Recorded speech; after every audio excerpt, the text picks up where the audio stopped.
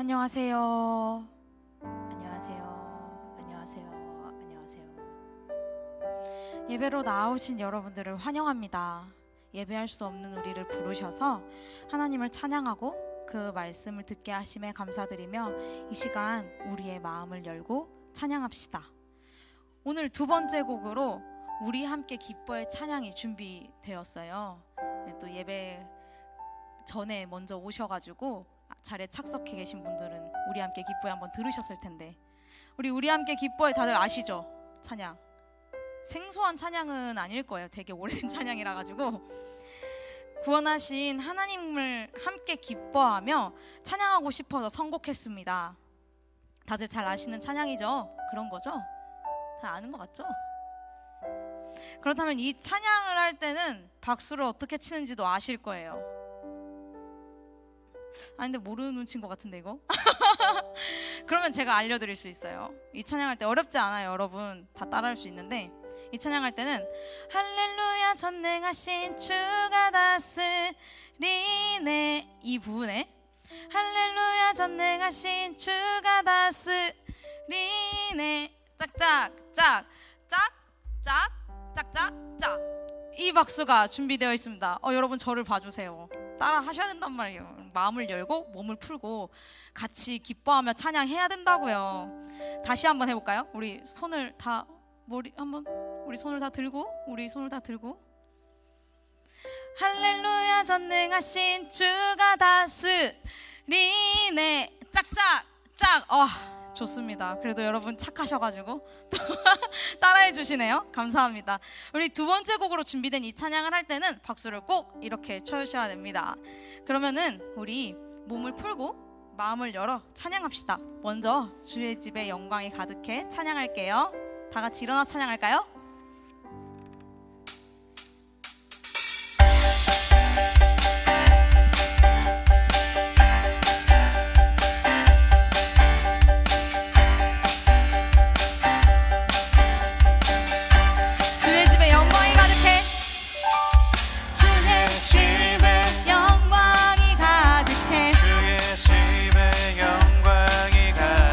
주의 집에 찬양이 가득해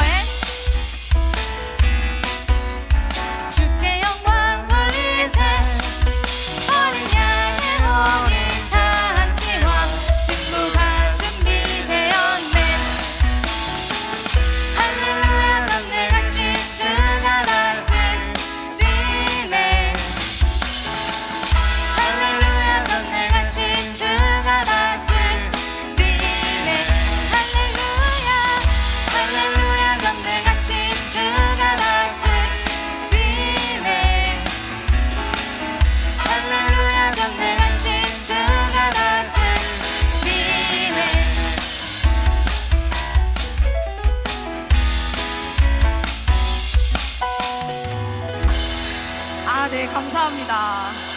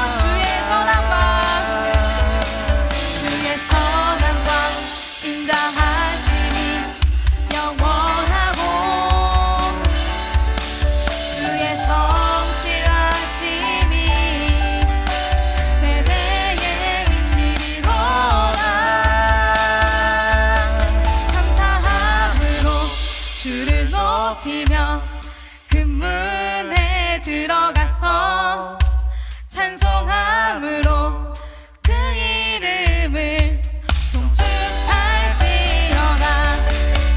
감사함으로 주를 높이며 금문에 들어가서 찬송함으로 그 이름을 송축할지어다.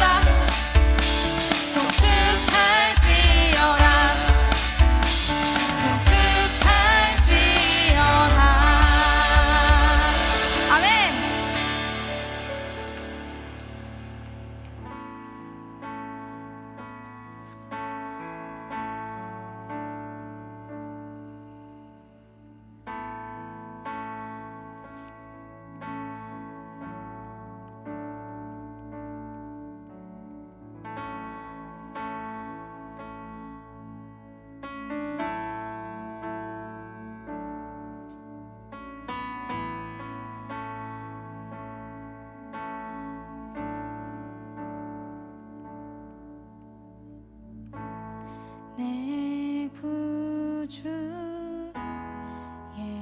예수님, 주 같은 분은 없네. 내 평생에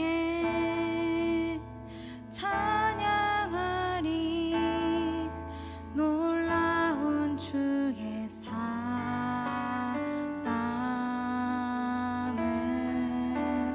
위로자 되시며 보호자 되시며 피난처 되신 주님, 나의 영혼 온 맘 다해 주를 경배합니다.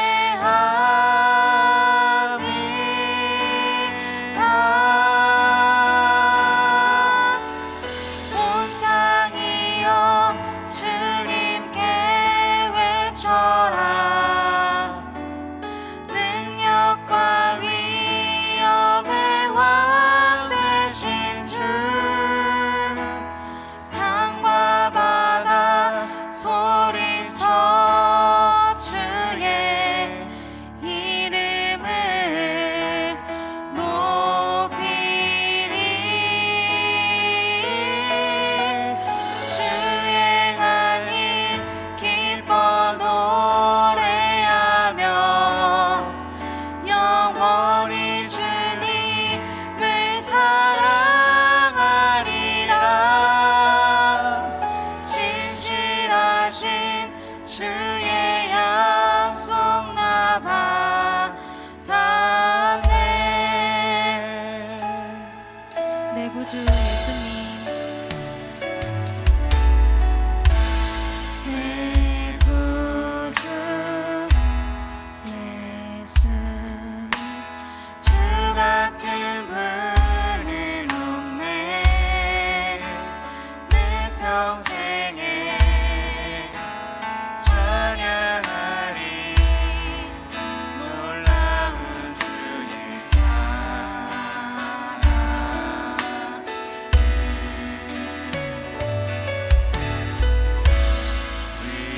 위로자 되시며 피난처 되실 주님, 나의 영혼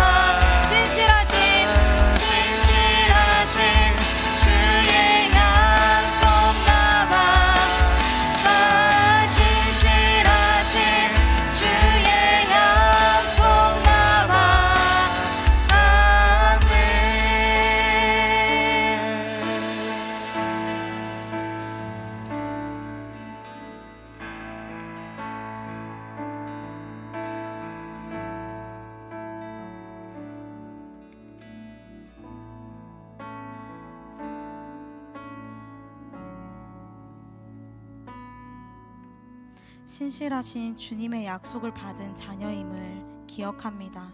오늘의 찬양이 나의 고백임을 고백합시다. 기도합시다.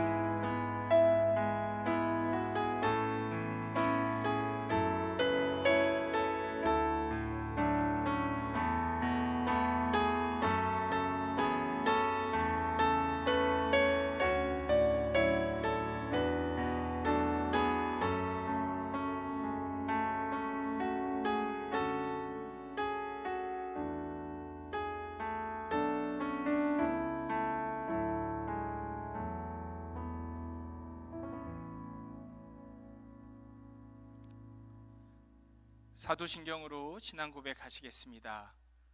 전능하사 천지를 만드신 하나님 아버지를 내가 믿사오며 그 외아들 우리 주 예수 그리스도를 믿사오니 이는 성령으로 잉태하사 동정녀 마리아에게 나시고 본디오 빌라도에게 고난을 받으사 십자가에 못 박혀 죽으시고 장사한 지 사흘 만에 죽은 자 가운데서 다시 살아나시며 하늘에 오르사 전능하신 하나님 우편에 앉아 계시다가 저리로서 산자와 죽은 자를 심판하러 오시리라.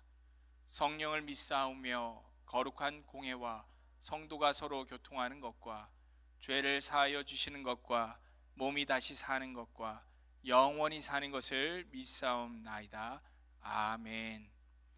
2장 찬송으로 하나님께 영광 올려드리겠습니다.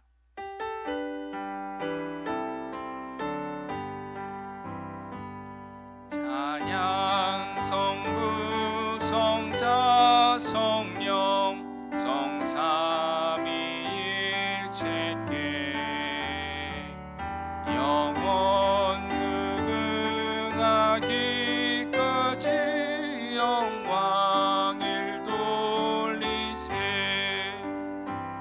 영광을 돌리세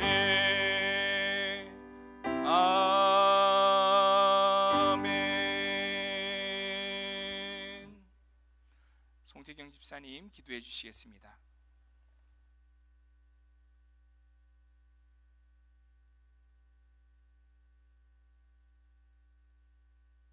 다 같이 기도하겠습니다. 내가 나를 위하여 그를 이 땅에 심고 긍휼히 여김을 받지 못하였던 자를 긍휼히 여기며 내 백성 아니었던 나에게 향하여 이르기를 너는 내 백성이라 하리니 그들은 이르기를 주는 내 하나님이시리라 하리라.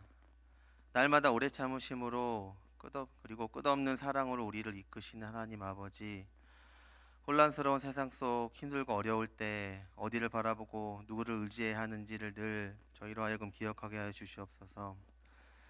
당장의 생활과 미래에 대한 걱정이 올라올 때 눈에 보이는 세상의 모습으로 불안한 마음이 우리를 사로잡을 때 내 마음이 가는 대로 내 중심이 원하는 대로 행동하여 더욱 하나님과 멀어지는 곳으로 향할 때가 많았습니다.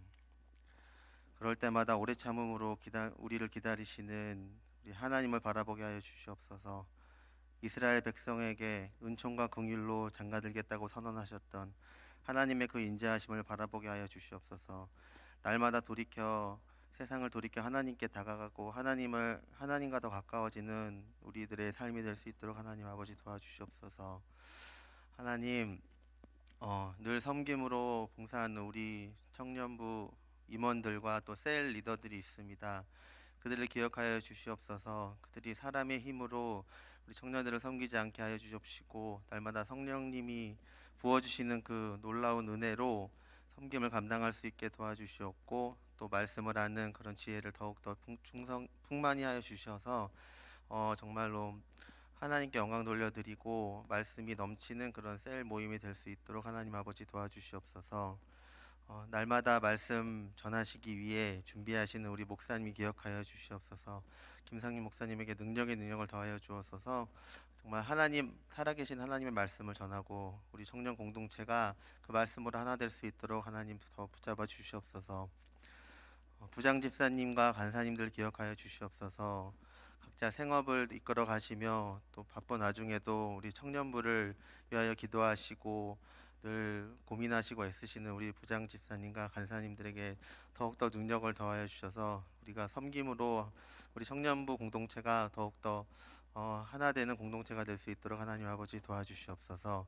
하나님, 날씨가 너무나 무덥습니다. 이 무더위에서 정말 하나님을 향한 그런 마음이 지치지 않도록 더욱더 우리가 말씀과 기도에 힘을 쓸 수 있도록 하여 주시옵소서. 모든 것 감사드립니다. 예수님의 이름으로 기도드렸습니다.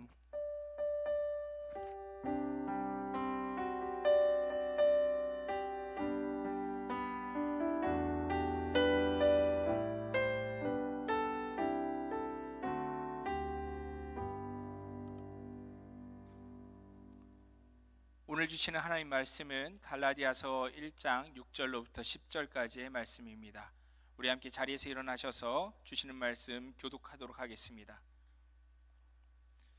갈라디아서 1장 6절부터 10절까지의 말씀입니다. 제가 먼저 읽겠습니다.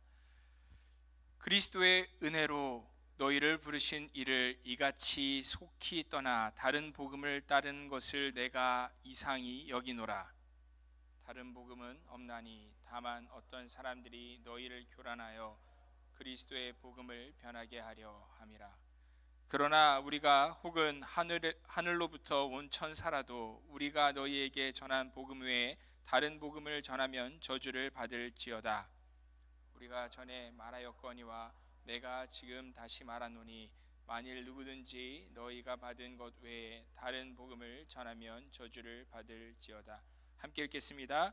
이제 내가 사람들에게 좋게 하랴 하나님께 좋게 하랴 사람들에게 기쁨을 구하랴 내가 지금까지 사람들의 기쁨을 구하였다면 그리스도의 종이 아니니라. 아멘. 하나님께서 주시는 말씀입니다. 자리에 앉으셔도 좋습니다.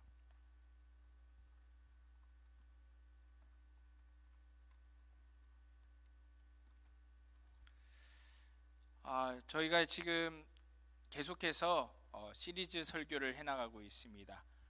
우리가 셀 모임 가운데에서도 교회 다니면서 그것도 몰라 라는 도발적인 제목의 책을 가지고 우리가 신앙생활의 가장 기본적인 것들을 하나하나 배워가고 있고요. 그리고 같은 주제로 우리가 계속해서 우리 이제 설교도 시리즈 설교를 해나가고 있습니다. 여러 가지 우리가 주제를 가지고서는 설교를 해나가는데 설교자로서 저의 조금 고민이 있다면은 주제가 하나하나가 다 중요한 주제지만 가벼운 주제가 없고요. 그리고 지금 이제 한 중반 정도를 넘어가고 있는데 주제들이 꽤나 무거운 주제들도 찾아온다는 겁니다. 오늘 주제가 그렇습니다. 오늘 주제가 바로 개혁이라는 이름을 제가 한번 달아봤는데 우리가 이제 셀 모임에서 만나게 되는 그 챕터의 타이틀은 천주교와 개신교의 차이점이 무엇이냐라는 그런 질문에 있기 때문입니다. 얼마 전에 제가 명동을 지나다가 명동 성당 앞을 지나가게 됐습니다. 새롭게 단장이 돼서 언덕 위로 오르는 넓은 진입로와 그 성당 가장자리에 그 작고 예쁜 가게들이 새롭게 들어선 것을 몇 년 만에 보니까 종교와 상관없이 한 번쯤 방문해 보고 싶다라는 생각이 들었습니다.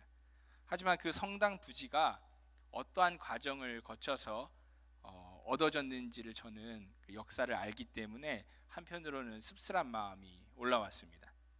일제의 탄압이 더해가던 1911년 1월 11일에 파리 외방전교회 소속 당시 천주교 서울대교구의 8대 교구장이었던 귀스타프 미텔이라고 하는 주교는 명동 성당에 있다가 급히 밖으로 나갔습니다. 기록에 따르면 그날은 눈도 굉장히 많이 오고 날씨가 안 좋은 날이었지만 미텔 주교는 한시가 급하게 청독부로 발걸음을 향했습니다. 그 이유는 안명근이라는 신자가 한 고해성사 때문이었습니다.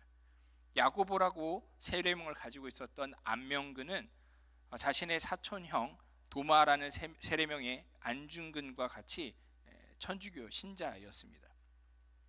이 안명근은 자신과 친했던 프랑스인 신부였던 니콜라 빌렘에게 자신의 죄를 회개하는 고해 성사를 한 적이 있었는데, 그때 안명근이 일본 총독 데라우치 마사타케를 암살하려는 계획이 있었다라는 사실을 신부에게 털어놓게 됩니다. 독실한 천주교인인 안명근 입장에서는 하나님으로부터 자신의 죄를 다 사함받기 위해서는 당연히 가톨릭 교회의 그 가르침을 따라서 신부에게 고해 성사를 하는 것이 당연하다고 생각했을 것입니다. 또 상식적으로도 모든 사제들은 신자들의 그 고해의 내용을 비밀로 유지해야 하는 강력한 의무가 있기 때문에 자신의 그 마음속의 이야기들을 털어놓아도 된다고 생각했을 것입니다. 하지만 안타깝게도 그때부터 안명근의 기대와는 전혀 다른 일이 생겨나기 시작합니다. 총독 암살 계획이라는 충격적인 그 독립운동의 그 모의를 들은 빌렘 신부는 그 사실을 상급자인 뮤텔 주교에게 알리게 되고, 뮤텔은 그 사실을 전해 듣자마자 총독부로 달려간 것입니다. 당시 명동 성당 주변에는 일본인들이 가까이 살면서 몇몇 그 일본인들이 성당 부지를 침범해 들어와서 충무로 이가, 옛날에 진고개라고 불렸던 길로 나가는 그 길이 막혀 있는 상황이었습니다. 그래서 피차간의 그 소송이 계속 오고 가면서 천주교 측이 2번이나 그 패소를 한 상황이라서 해결할 기미가 보이지 않는 답답한 상황이었는데, 그런 배경에서 뮤텔은 일본군 장교 아카시 장군을 만나서 빌렘 신부로부터 받은 그 고해 성사의 그 비밀 편지를 전달합니다. 그래서 안명근을 비롯한 조선의 독립운동가들을 밀고 해버립니다. 그리고 그 대가로 명동 성당의 부지 문제를 그 자리에서 해결을 받게 되는 거죠. 이 일로 총독부는 안명근의 그 독립자금 모금 활동을 데라우치 총독 암살 사건으로 날조를 해버려서 신민회 회원 105명을 집단적으로 대거 체포해버립니다. 당시 신민회 간부였던 윤치호, 양기탁, 유동열, 그리고 우리 승동교회 성도이기도 했던 이동희 선생뿐만이 아니라 김구, 이승만 등 많은 개신교인 독립운동가들이 옥고를 치르고 그로 인해서 크게 핍박을 받게 됩니다. 그로 인해서 신민회는 와해되고야 마는데, 정작 그 105명 중에 천주교인은 안명근을 비롯해서 단 2명에 불과했고, 천도교인의 2명을 제외하면 나머지 감리교인이 6명, 절대 다수인 96명이 바로 우리 승동교회 성도들을 많이 포함한 장로교인들이었습니다. 이것이 바로 국사책에도 등장하는 105인 사건이라는 것이죠. 이처럼 독립운동가들을 팔아서 그때 당시 천주교는 명동 성당의 땅을 차지할 수 있었고, 그런 기득권을 지키기 위해서 그 이후로 신부들은 3.1 운동을 방해했고, 심지어 1936년 신사참배는 우상숭배가 아니다라는 바티칸 교황의 훈령에 따라서 주교와 신부들이 앞장서서 가장 먼저, 어떤 종교보다 가장 먼저 신사참배를 하고 일제 태평양 전쟁을 지지하기까지 합니다. 물론 위순 감옥에서 사형 집행 전에 안중근 의사가 마지막 고해 성사를 요청했지만 이 미텔 주교가 거부한 것은 당연히 예상 가능한 일이었죠. 제가 개신교 목사로서 그저 천주교를 맹목적으로 비판하려고 이런 우리의 그 가슴 아픈 역사를 들추는 것은 아닙니다. 우리는 이 105인 사건으로 불리는 이 일을 어떻게 이 일이 시작됐는지를 살펴보면서 가톨릭, 즉 천주교의 신앙의 가르침이, 그리고 그 모습이 우리 개신교의 그 신앙의 것과는 꽤 다르다라는 것을 알 수가 있습니다. 그 대표적인 것이 고해성사라고 할 수 있죠. 천주교회는 신자가 평생 살면서 구원을 위해 받아야 되는 그 성사가 7가지 있다라고 말합니다. 그 중에 회개하는 마음으로 자신의 죄를 신부나 이런 사제들에게 낱낱이 고백하는 고해성사를 해야지 죄를 용서받고 구원을 받을 수 있다라고 가르칩니다. 그렇기에 안명근 열사나 안중근 의사 같은 이도 그토록 신부를 만나서 고해성사를 받기를 원했던 것이죠. 그렇다면 왜 가톨릭은 하나님께 우리처럼 그저 머리 숙여 회개의 기도를 하면 되는데 그렇게 하지 않고 이 신부라고 하는 성직자를 통해서만 회개를 받을 수 있다라고 가르치는 걸까요? 그들이 주장하는 근거는 요한복음 20장 23절의 말씀, 이 단 한 절의 말씀입니다. 예수님께서 12제자에게 이렇게 말씀하셨습니다. 한번 말씀 띄워볼까요? 너희가 누구의 죄든지 사하면 사여질 것이요 누구의 죄든지 그대로 두면 그대로 있으리라 하시니라. 어떻습니까? 여러분, 이 말씀을 어떤 의미로 받아들이십니까? 여러분들이 주기도문을 고백하는 것처럼 우리가 우리에게 죄 지은 자를 용서한 것 같이 우리의 죄를 사하여 주옵시고라는 그런 의미로서 이 말씀을 받아들이고 해석을 한다면, 그래서 내가 하나님께 죄를 용서받으려면 황금률처럼 그 원리처럼 나도 다른 사람들에게 용서를 해주라는 그런 말씀이구나라고 여러분들이 이 말씀을 적용한다면 여러분들은 아주 전형적인 개신교인들입니다. 하지만 천주교는 이 한 절의 말씀을 전혀 다르게 해석합니다. 그들은 말합니다. 요한복음 20장 23절의 말씀을 들었던 그 너희가 누구냐? 바로 예수님 곁에 있었던 그 12명의 사도들이 아니냐. 그러니 딱 그 12사도들만이 예수님으로부터 죄를 사할 수 있는 권세를 받은 사람들이다. 그 외 다른 사람들은 다른 이들의 죄를 용서해 줄 수도 없고 사해 줄 수도 없고, 오직 사도들, 그리고 그 사도들로부터 계속 그 권리를 위임받은 사도들의 제자들인 이 천주교회의 사제들만이 예수님의 그 죄를 대신해서 다른 사람들의 죄를 용서할 수 있는 권세가 있다. 그러니 천주교의 성직자들에게 고백하고 그 보속의 기도를 너의 죄를 사하노라 라는 이 말을 듣지 않으면 이 땅에서의 죄는 용서받을 길이 없다. 그렇기 때문에 기독교인들이 그런 죄를 다 용서받지 못하고 그렇게 죽게 되면은 천국에 갈 수 없고 연옥이라는 곳에 가서 남아있는 그 죄들을 다 죄값을 치르고 고통을 받아야지만 천국에 갈 수가 있다. 하지만 대부분의 신자들이 공덕을 쌓기는커녕 자기가 모르고 지은 죄도 많기 때문에 대부분 다 연옥을 가게 된다.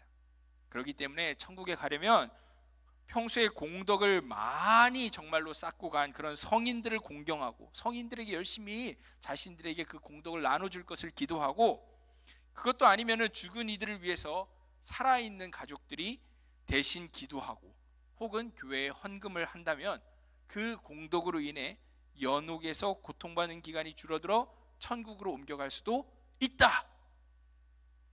이것이 바로 천주교회가 말하는 죄사함의 원리입니다. 어떻습니까? 여러분은 예수님께서 그 12명의 사도들, 그 중에 누구도 속해 있었죠? 예수님을 판 가룟 유다도 함께 있었죠. 그 12명의 사람들에게만 이 죄사함의 권리를 주셨다라는 그 가톨릭의 주장에 동의를 하십니까?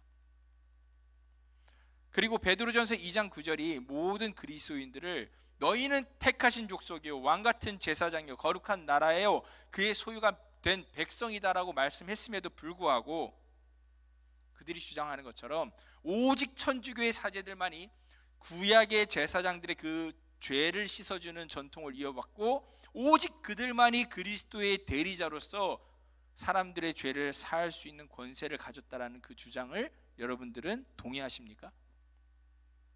더 나아가서 비록 성경 66권에는 연옥이라는 단어가 단 한 번도 등장하지 않음에도 불구하고 그 사람들의 주장대로 천국과 지옥 사이에 제3지대인 연옥이라는 것이 존재해서 그 연옥에서 빠져나오기 위해서는 다른 그 성인들의 그 공덕을 전가받거나 아니면 대신 살아있는 이들이 그들을 위해서 기도하거나 헌금을 해야 된다라는 주장에 대해서 동의가 되십니까? 바로 여기서 중세시대의 그 유명한 면죄부 혹은 면벌부라는 것이 나오는 것입니다. 동전이 돈통에 떨어지는 순간 연옥에 죽어 고통받고 있던 가족들이 천국으로 날아 올라간다는 거죠. 어떻습니까? 똑같은 성경의 그 복음의 말씀인데도 너무나 바라보는 시각이, 그 신학이 다릅니다. 사실 제가 지금까지 이야기한 이 차이점은 극히 빙산의 일각에 불과하죠. 로마 가톨릭은 유럽을, 정확하게 말하면은 동방 정교회가 지배한 그 동유럽부터 러시아까지의 그 넓은 땅을 제외한 서유럽만, 이 서유럽만 중세 1000년간 지배하면서 자신들 그 중심적인 성경 해석으로 영혼들을 얽어매고 다스려 왔습니다. 천한 백성들부터 시작해서 왕과 황제까지도 모두 그 바티칸 교회의 권위에 머리에 숙여서 시키는 대로 해야만 됐습니까? 왜 그렇습니까? 결국엔 모든 사람이 죽을 것이고 모든 사람이 천국, 지옥 아니면 연옥을 그들의 주장에 따르면 가게 될 것이기 때문인 것이죠. 그렇기 때문에 천주교회를 대적하면 죽어서 구원받지도 못할 뿐만이 아니라 살아서도 공동체에서 사람 대접을 못 받는 것이 중세 1000년의 모습이었습니다. 그래서 로마 천주교가 다스렸던 이 서유럽 1000년을 어떤 이들은 다크 에이지, 중세 암흑기라고 부르기도 한 것이죠. 그래서 결국 그 진리의 복음으로 사람을 자유롭게 하기는커녕 사람들의 그 목줄을 쥐고 흔드는 이 로마 바티칸의 부조리한 횡포에 맞서서 수많은 이들이 저항하다가 순교하고 불타 죽었습니다. 그 중에 1517년 10월 31일 천주교 신부이자 신학자였던 독일의 마르틴 루터는 비텐베르크 성교회의 95개의 항목에 로마 교회를 반박하는 그 반박문을 못 박으면서 종교개혁의 포문을 엽니다. 그때 종교개혁의 가장 큰 구호가 무엇이었습니까?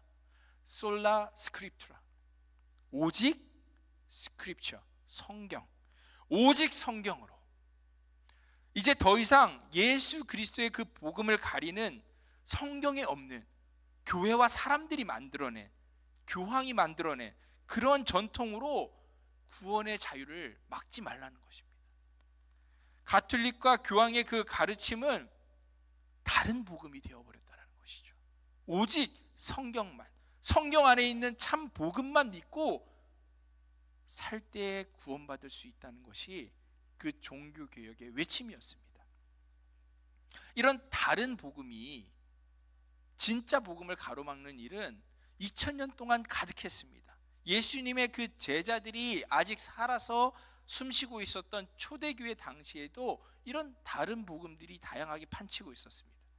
신약 성경에서 가장 초기에 쓰여진 글들 중에 하나가 바로 이 갈라디아서인데, 갈라디아서 1장을 보면 바울의 그 급하고 안타까운 마음을 우리가 느낄 수가 있습니다.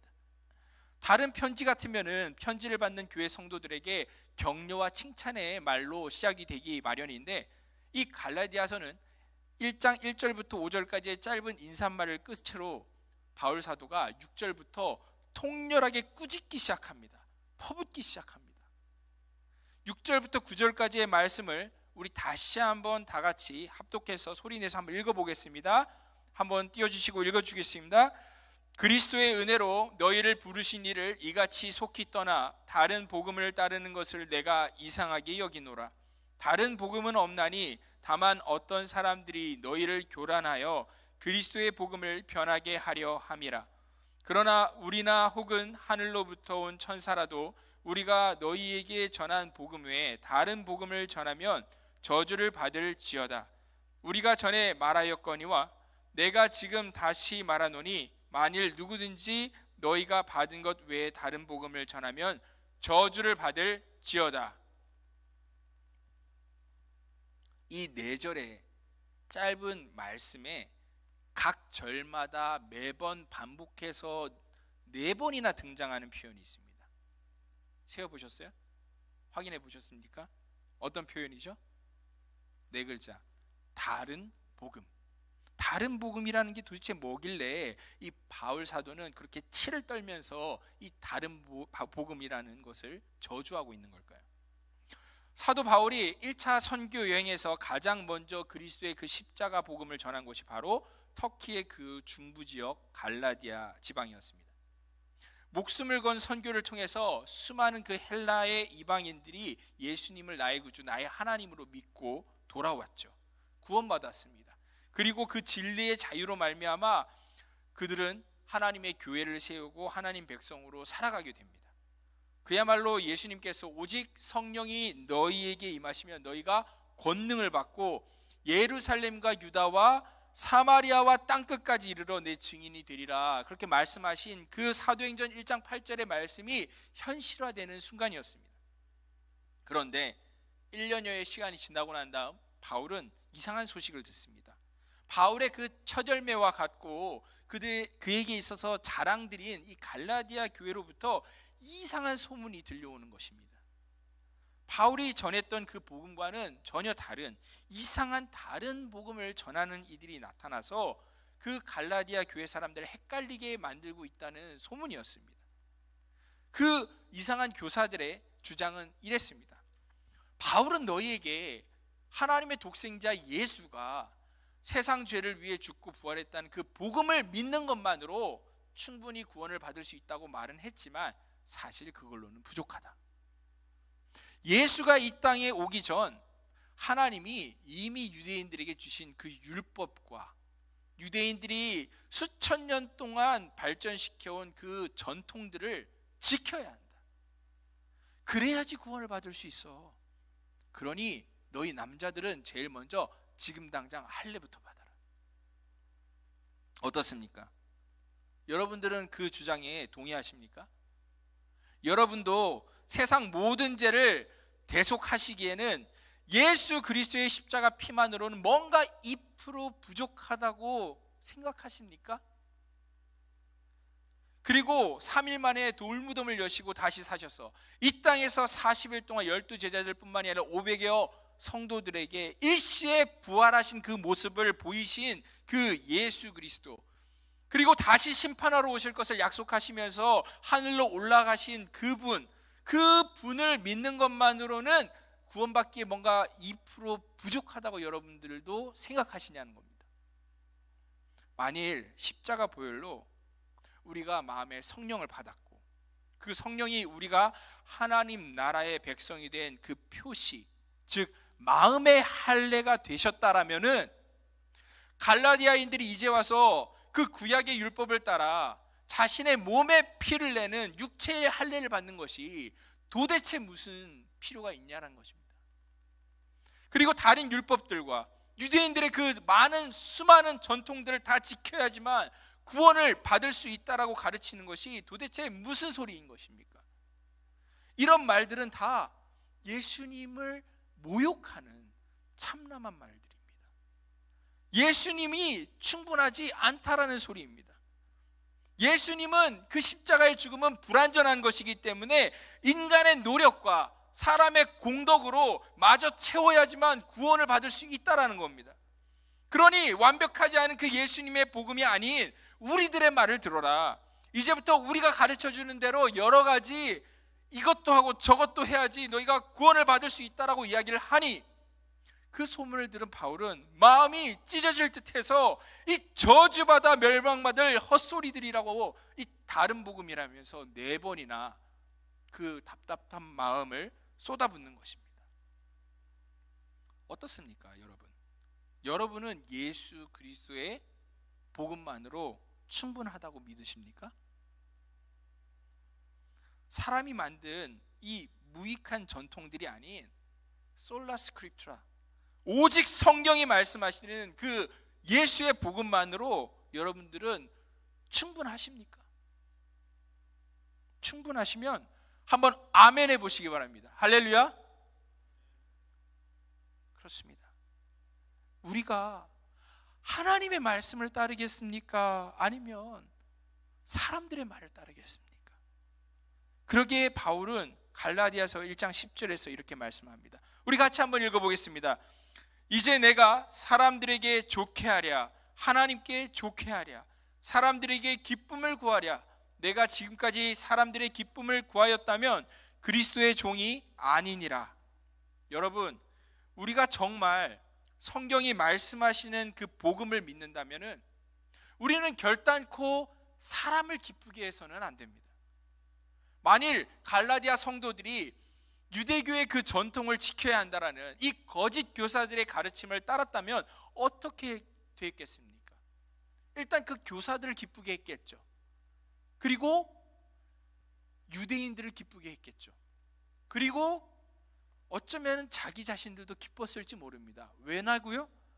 이 사람이라는 족속들의 이 마음 깊은 곳에는 순수한 진리, 하나님으로만 만족하지 못하는 죄성이 있기 때문입니다. 자기의 의, 나의 공로, 나의 노력이 인정받고 그것으로 뭔가 구원에 이르고 싶은 죄성이 우리 가운데 있습니다. 에덴 동산에서 아담과 하와가 왜 선악과를 따먹었습니까? 내가 내 손으로 하나님과 같이 돼서 내가 그렇게 되기를 원하는 그 죄성이 있었기 때문 아닙니까? 그게 인간의 본질적인 모습입니다. 어떻습니까? 여러분 안에는 마음속에 그런 경향이 혹시 있지는 않습니까? 나의 구원을 위해서 내가 그래도 뭔가 해야 될 것 같은 마음 말입니다. 과거 예수님의 제자들 보면 이 제자들조차도 자신들의 구원을 위해서 스스로 뭔가를 해야 된다고 생각했던 전형적인 유대인의 모습을 보입니다. 그래서 그들이 하루는 내가 뭔가 해서 하나님을 기쁘게 해야 되지 않을까라는 생각으로 예수님께 어떻게 하면 하나님의 일을 할 수 있습니까? 질문합니다. 그때 예수님이 뭐라고 대답하십니까? 요한복음 6장 29절에 예수님이 놀라운 말씀을 하십니다. 하나님께서 보내신 일을 믿는 것이 하나님의 일이라. 놀랍지 않습니까? 우리는 인간의 노력으로 이것도 하고 저것도 해서 하나님을 섬겨야 될 것 같이 생각을 하는데 그 인간의 노력이라는 것이 정말 알량한 것이 아무 의미가 없다라는 것입니다.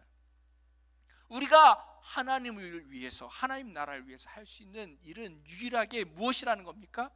그분이 보내신 독생자 예수 그리스도를 제대로 믿는 것, 그분을 전심으로 믿는 것, 그 예수님만으로 우리가 하나님을 그렇게 따라가는 것, 그것만이 우리가 할 수 있는 유일한 선한 일이라는 것입니다.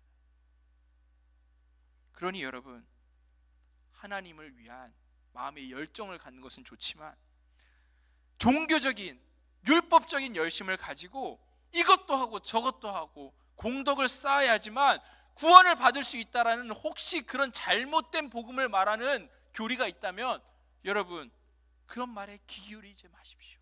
그것들은 다 다른 복음입니다. 다른 복음. 바리새인들이나 거짓 교사들이 가르쳤던 율법주의의 거짓 교리들에 불과합니다. 예수님 말씀하셨습니다. 진리를 알지니 진리가 너희를 자유롭게 하리라. 참된 복음은 우리를 자유하게 합니다. 우리를 더욱 예수 그리스도를 깊이 알고 사랑하게 만들고 하나님을 따르게 만듭니다. 그렇습니다. 그렇기 때문에 사도 바울은 이 갈라디아서를 통해서 우리의 구원이 어디로부터 나는지를 크게 선포합니다. 갈라디아서 2장 16절 말씀을 우리 같이 한번 읽어보겠습니다. 사람이 의롭게 되는 것은 율법의 행위로 말미암음이 아니요 오직 예수 그리스도를 믿음으로 말미암는 줄 알므로 우리도 그리스도 예수를 믿나니 이는 우리가 율법의 행위로서가 아니요 그리스도를 믿음으로써 의롭다함을 얻으려 함이라. 율법의 행위로서는 의롭다함을 얻을 육체가 없느니라. 아멘. 오직 의인은 믿음으로 말미암아 살리라.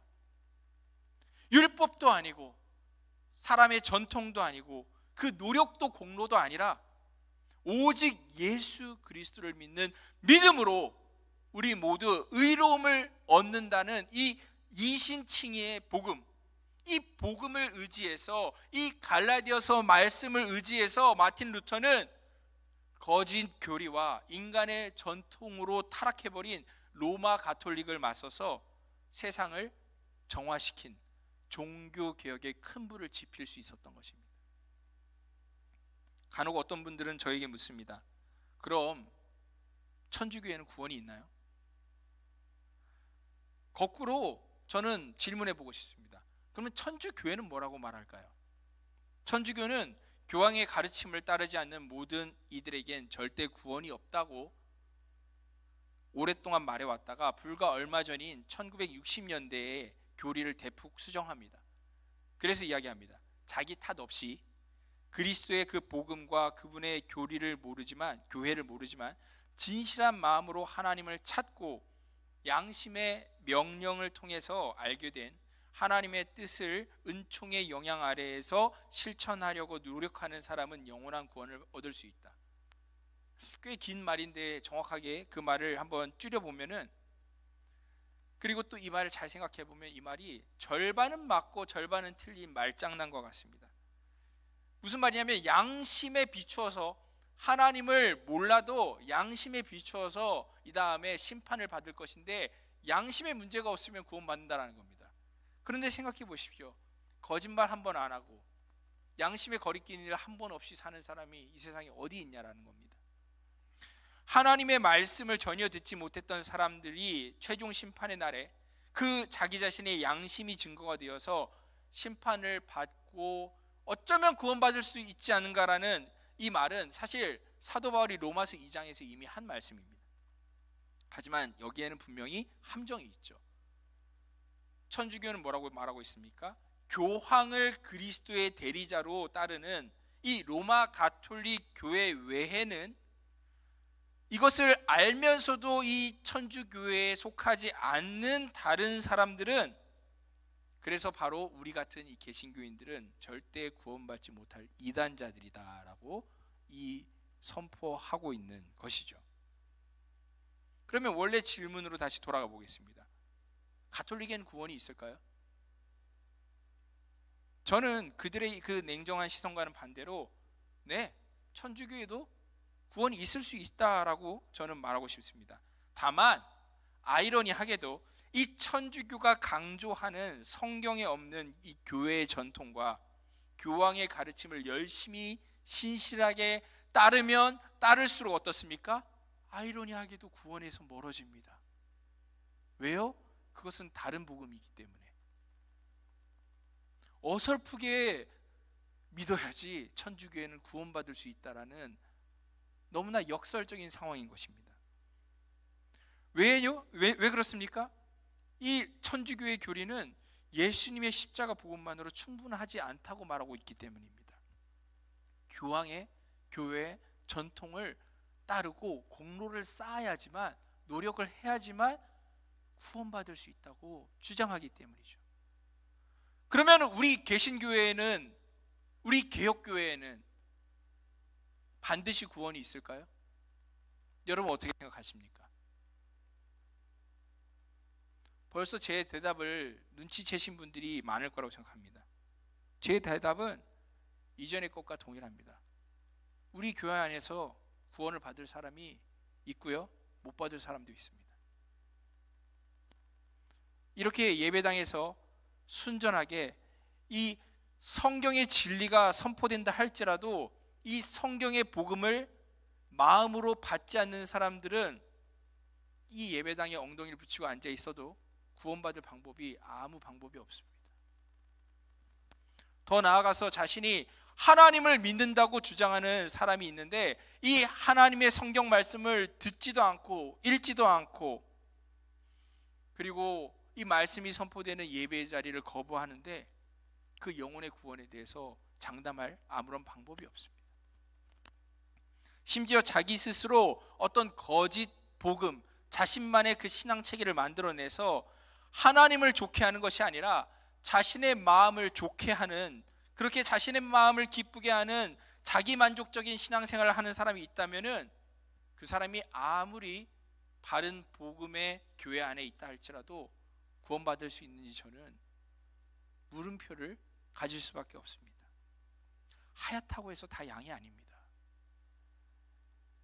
많은 사람들이 자기 자신을 양이라고 믿겠지만 예수님은 말씀하셨습니다. 마지막 심판날에 염소들이 있을 것이고 양은 오른쪽에, 염소는 왼쪽에 나뉘어서 들어가게 될 것이라고. 우리는 내가 정말 그 복음 앞에 바로 서 있는지 두렵고 떨리는 마음으로 주님을 경외해야 될 것입니다.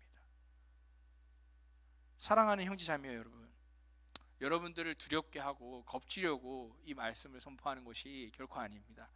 사실 여러분들에게 소망을 전하고 싶어서 저는 이 말씀을 하고 있는 겁니다. 우리에겐 너무나 기쁜 소망의 약속이 있기 때문입니다.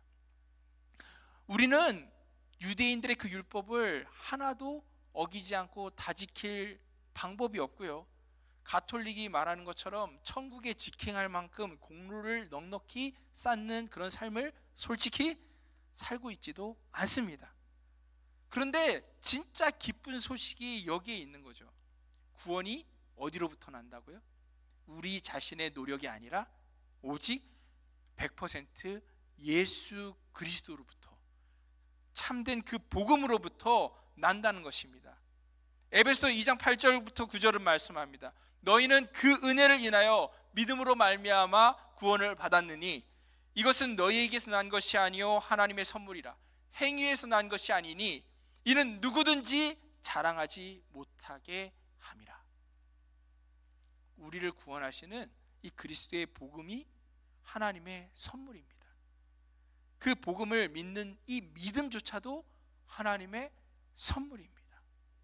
그렇기 때문에 우리는 하나님께 주시는 그 선물을 감사함으로 받기만 하면 됩니다. 우리에게서 난 것은 아무것도 없고 우리가 자랑할 것도 아무것도 없습니다. 오직 구원이 그 하나님의 말씀에서 난다는 것을 믿는 그 믿음만이 하나님을 기쁘시게 하는 유일한 길이고 우리가 구원의 기쁨을 누릴 수 있는 유일한 길입니다. 여러분, 이것 외에 다른 복음은 없습니다. 다른 복음은 없습니다. 속지 마십시오. 부디 이 유일한 하나님의 말씀, 이 성경의 복음만을 믿으면서 구원의 기쁨에 참여하는 우리 승동교의 모든 형제 자매님들 되시기를 예수 그리스도의 이름으로 축복합니다. 아멘. 아멘이십니까? 네. 우리 함께 이 시간 찬양하며 하나님께 기도하기를 원합니다. 하나님의 말씀은 1.1획도 떨어지지 않습니다. 그 말씀을 주님께서는 다 이루시고요, 우리는 하나님의 말씀만으로 충분히 구원의 소망을 갖습니다. 하나님의 말씀을 바라보십시오. 그 어떤 사람이 만든 것들, 그것이 아무리 화려하고 아무리 정교해도 사람이 만든 것들을 우리가 따르지 않아야 합니다. 우리가 오직 이 하나님의 영원하신 말씀을 사모하는 마음으로 이 시간 이 찬양하기를 원합니다. 우리 함께 천천히 한번 찬양해 보겠습니다. 푸른 마르고.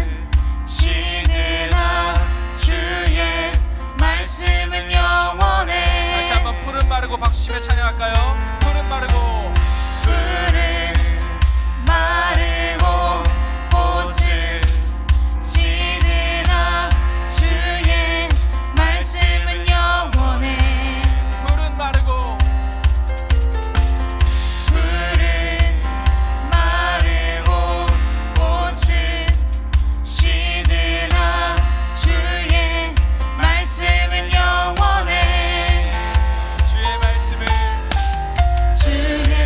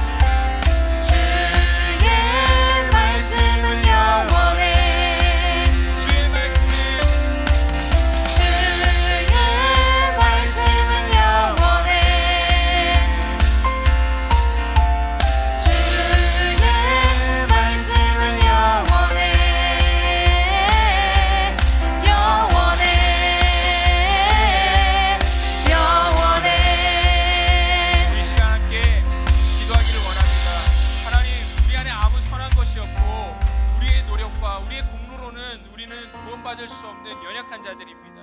하지만 정말로 거짓된 교사들이 거짓된 다른 복음들을 우리에게 전파하면서 때로는 우리가 정말 우리의 힘으로 우리의 노력으로 무언가 해야만 될 것처럼, 그리고 또한 그것들을 자랑해야 될 것처럼 우리에게 생각을 심어줍니다. 그런 가라지와 같은 거짓된 생각들을 주님 성령의 불로 다 태워주시고 사라지게 하여 주시옵고, 오직 순전한 정말로 7번 은 도가니에서, 그렇게 흑도가니에서 연단되어진 순전한 은과 금같이 그렇게 우리의 마음이 정말로 참된 복음, 오직 예수 그리스도, 바로 하나님께서 이 세상을 사랑하셔서 보내신 그 독생자를 믿는 그 믿음으로만 구원이 있다라는 것을 우리가 정말로 마음 가운데 아멘으로 동의하고, 정말로 우리가 정말로 그 주신 그 복음의 놀라운 선물을 기쁨과 감사로 받으면서 날마다 세상이 무엇이라고 말해도 정말로 우리가 좌로도 우로도 치우치지 아니하고 오직 참된 하나님의 그 구원의 복음의 말씀만 따라 살아가게 하여 주시옵소서. 믿음 주시옵소서. 오직 믿음 주셔서 예수님을 믿는 그 믿음으로만 구원받게 하여 주시옵고, 구원받은 자답게 살아갈 수 있도록 그 삶의 증표가 저의 삶 가운데 드러나게 하여 주시옵소서. 우리가 구원받기 위해서 선한 일을 하는 것이 아니라 구원받은 자이기 때문에 선한 삶을 살게 하여 주시옵고, 정말 우리가 하나님께 구원받기 위해 하나님을 사랑하는 것이 아니라 우리가 하나님께 구원받았기 때문에 주님을 사랑하는 자들 되게 하여 주시옵소서라고 우리 이 시간 함께 주님께 간절한 마음으로 믿음 주시기를 기도하겠습니다. 할렐루야. 하나님 아버지, 주님의 은혜와 은총을 감사드립니다. 저희들에게 믿음 주시어서 하나님 이 자리에 나와 하나님께 예배하게 하여 주시니 감사합니다. 정말로 2000년 동안의 이 긴 세월 가운데 정말로 아버지, 초대교회부터 지금까지 잘못된 가르침, 다른 복음을 전하는 자들이 수도 없이 많았습니다. 하나님, 세상은 정말로 아버지 하나님이 없다 말하고, 거짓된 교사들은 오히려 우리의 힘과 노력으로 구원의 일을 실시하고 잘못된 가르침을 우리에게 전파하지만, 이 가라지와 같은 아버지 헛된 것들이 우리 마음에 아버지 부려졌을 때 오직 성령께서 그것들을 불태우시고 오직 순전한 하나님 안에 그 믿음의 열매만이 자라날 수 있도록 저희들에게 은혜를 베풀어 주옵소서. 예수 그리스도 바로 우리를 위하여서 십자가에 달리시고 죽으시고 3일 만에 부활하신 우리 주님을 믿는 그 믿음만이 우리 가운데 순전하게 빛나게 하여 주시고, 하나님 우리의 삶이 정말로 우리의 노력과 우리의 행동가 아닌 정말 예수 그리스도의 그 놀라우신 그 은혜만으로서 그 선물로서 구원받는다라는 것을 우리가 스스로 고백할 때에 우리가 정말로 구원받기 위해 선한 일을 하는 것이 아니라 구원받았기 때문에 선한 일로 살아가게 하여 주시고, 주님을 우리가 사랑하는 그 모습으로 구원받는 것이 아니라 구원받았기 때문에 그 감격과 감사로서 우리 주님을 사랑하는 저희가 되게 하여 주시옵소서. 하나님, 정말 이 세상이 정말 거짓된 교사들이 무엇이라고 말했는지 오직 하나님의 말씀, 성경만, 이 복음만 우리가 붙들고 살아가게 하여 주시고, 정말로 아버지 우리 스스로가 날마다 세워져서 아버지 우리 주님의 그 아버지 감사하신 우리의 아버지 순전하게 살아갈 수 있도록 우리를 아버지 인도하여 주시옵소서. 우리를 아버지 주님께서 믿음 주시고 아버지 주님이 기뻐하신 이 구원의 합당한 모습으로 만들어 주실 것을 믿고 감사합니다. 주님 감사합니다. 오직 복음으로, 오직 성경으로 우리가 예수님의 그 십자가 은혜로 말미암아 구원받은 것을 우리가 갚을 수 없고 우리의 노력으로 살 수 없는 놀라운 선물을 받았다라는 것을 저희로 알게 하여 주시니 감사드립니다. 다른 복음을, 거짓된 가르침을 쫓지 않게 하여 주시고 더욱 순전한 마음으로 어린아이가 젖을 사모하는 것처럼 하나님의 이 말씀을 우리가 사모함으로 날마다 그러한지 이 말씀을 저희가 상고하며 한 걸음 한 걸음 조심스럽게 주님이 보이시는 그 구원의 길을 저희가 걸어 나아가게 하여 주시옵소서. 주님, 저희에게 믿음 주셔서 예배의 자리로 나오게 하시니 감사합니다. 그리고 구원의 놀라운 그 복음의 약속을 통하여서 소망 갖게 하여 주셔서 감사합니다. 그 은혜의 선물에 감사함으로 하나님, 저희의 삶에 주신 모든 것에 감사함으로 특별히 맥주 감사 주일을 맞아서 지난 상반기 가운데 저희의 삶에 베푸신 그 한량없는 그 은혜들에 모두 감사하며 하나님께 저희가 저희의 삶의 일부를, 작은 열매를 예물로 올려드렸습니다. 하나님, 저희의 삶에 하나님께 주신 모든 것에 감사함으로써 저희가 올려드리는 이것들, 저희의 공로, 저희의 자랑, 저희의 노력이 아니라 오직 주님을 향한 저희의 사랑의 표현일 뿐인데, 이것을 받아주시고 주님 연락하여 주시옵소서. 주님, 모든 처지를 주님께서 아시오니 머리카락까지 세신 바 우리 주님께서는 우리 모든 하나님의 성도들의 삶을 아시오니 혹 하나님께 드릴 게 없는 빈손 가운데 주님 더욱 은혜를 베풀어 주셔서 삶의 풍성함 가운데 하나님께 사랑을 올려드릴 수 있는 복된 삶 되게 하여 주시옵소서. 이 예물이 쓰여진 곳마다 주님의 놀라운 복음의 역사가 일어나게 하여 주시고, 다른 복음 다 사라지고 참된 복음만이 전파되어질 때 구원의 역사가 일어나게 하여 주시옵소서. 그래서 우리 모두가 하나님의 나라와 의를 위하여서 기쁨으로 살아나가는 구원자들 되게 하여 주시옵소서. 이 모든 것에 감사와 찬송과 영광을 올려드립니다. 주님 홀로 영광 받아 주시옵소서. 주 예수 그리스도의 은혜와 하나님의 사랑과 성령의 교통하심이 오직 이 세상을 위하여, 죄사함을 위하여 독생자를 주시고 그 독생자께서 십자가에 죽으시고 부활하셨다는 그 복음을 믿는, 그 놀라운 참된 복음만을 믿는 하나님의 권속들 머리머리 위에와 아직 다른 복음을 믿어서 잘못된 길로 가고 있는 잃어버린 형제들에게와, 그리고 그 복음조차 아예 알지 못하여서 방황하고 있는 주님이 찾으시는 저 울밭의 어린 양들에게 참된 복음이 허락하는 그 구원의 놀라운 선물이, 그 놀라운 하나님의 사랑하심이 이제로부터 영원까지 함께 있을지어다. 아멘.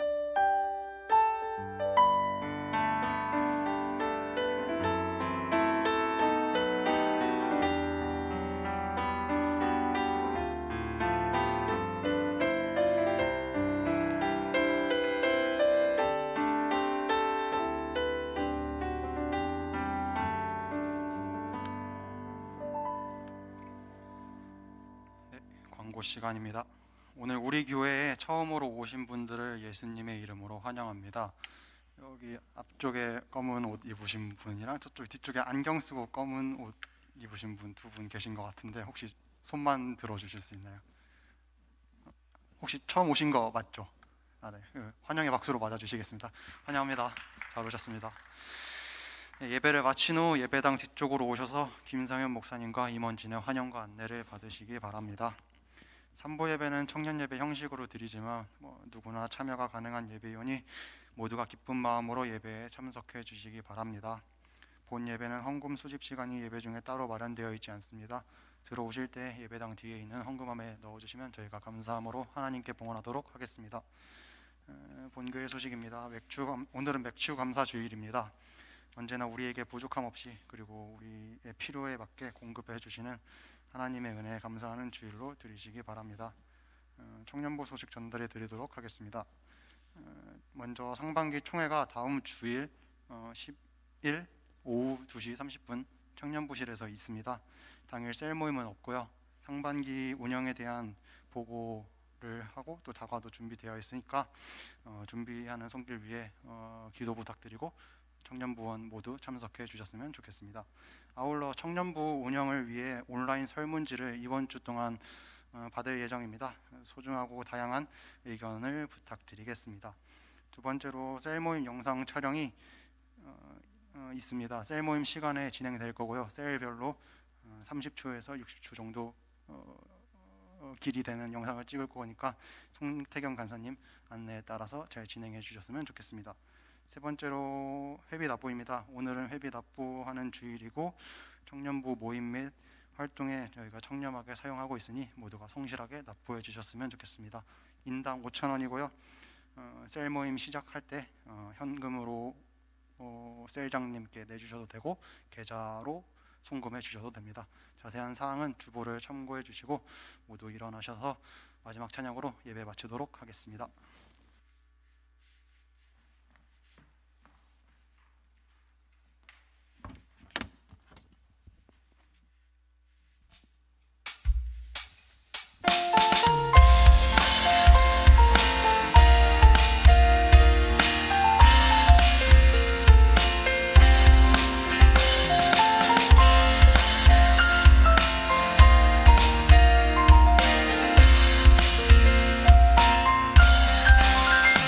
여기에 모인 우리 주의 은총 받은 자여라. 주께서 이 자리에 함께 계심을 아노라. 언제나 주님만을 찬양하며 따라가리니 시험을 당할 때도 함께 계심을 믿노라. 이 믿음 너무 굳세라. 주가 지켜주신다. 어느 밤에도 주의 밝은 빛 인도하여 주신다.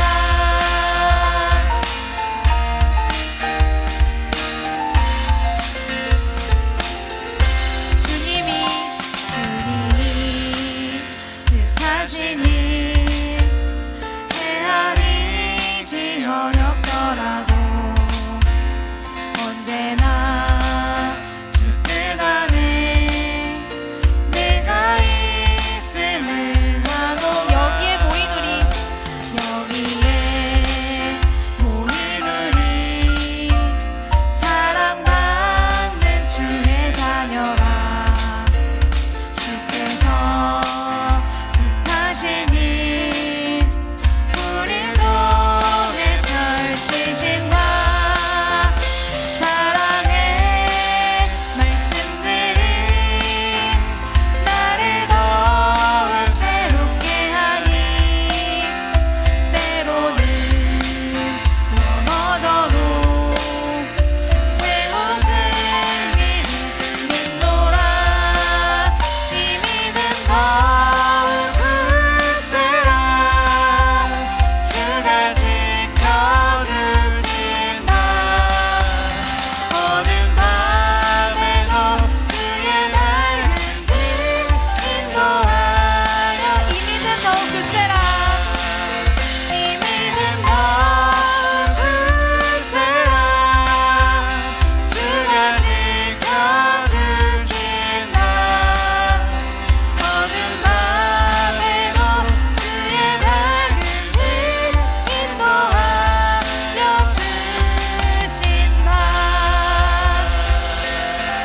이번 한 주도 승리하는 주 보내시길 바랍니다.